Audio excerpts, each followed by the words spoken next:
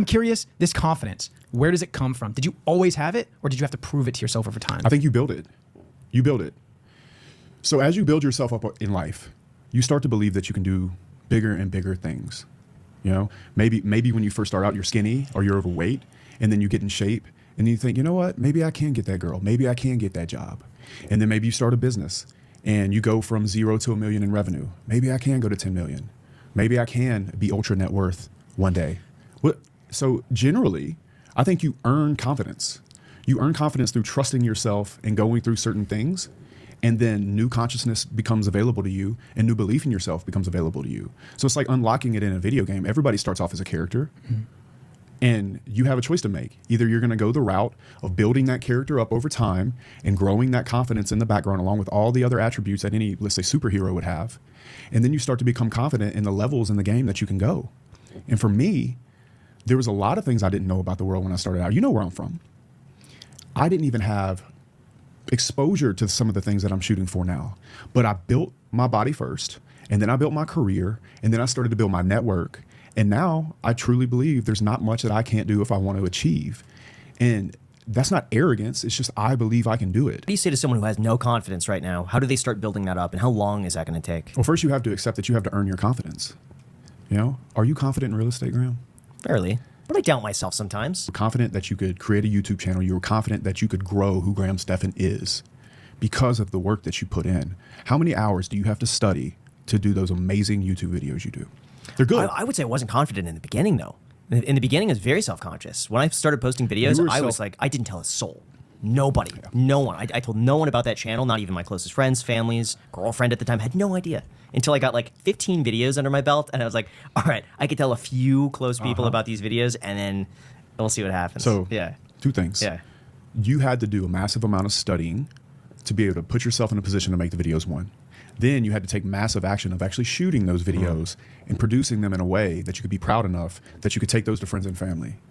You did the work to grow the confidence, and now you're Graham Stephan. I mean, it's really simply that. I wouldn't be able to buy as many properties as I buy with the speed and the confidence that I'm able to if I had not studied cap rate, net operating income, debt service, the cycle, due diligence, how to find it. I wouldn't be able to do it. Especially not with any speed. I'd second guess, and then the deal that I have that's off market would hit the market because I wouldn't pull the trigger. I wouldn't put the $20,000 down earnest money. And so, but you earn that confidence because it goes from most fear is in the dark. You ever watch a scary movie, and you know how it's dark, and the scariest part is far before they actually show the bad guy or the scary thing. Many times in life, you don't take action because you didn't do the work to be confident enough in yourself to know that your actions will actually pay off or not hurt you. I always say that if you have something on your to-do list or you have a goal that you had set out to achieve and for whatever reason you're not taking action on it, go in the bathroom, look yourself in the eyes in the mirror, and ask yourself what you're afraid of. What's going to come back is something that you don't know. You're uncertain about something, just like a scary movie. That's what's stopping you from taking action. So if you can go and get the competencies like you did, shine a light on it, and understand how to navigate through it, then all of a sudden your confidence goes up. But really, you just know what you need to do and you understand what needs to be done to hit that goal. And then magically you take action. I think a lot of life is like that. A lot of it. Did you also study to learn how to do the videos in a good way? A lot of trial and error. Yeah. And so you knew what you were looking for, and then you saw it and you're like, you know what? I can tell my friends and family about this. Same thing. If I put a deal on your desk tomorrow, let's say it was like a 12 cap, owner finance, IO, 5%, 100 doors, you'd buy it, yeah? Mm-hmm. Would you be so confident that you would come to an investor if you didn't have the initial down payment that you'd be like, hey, listen, this is a good deal? Would you take their money?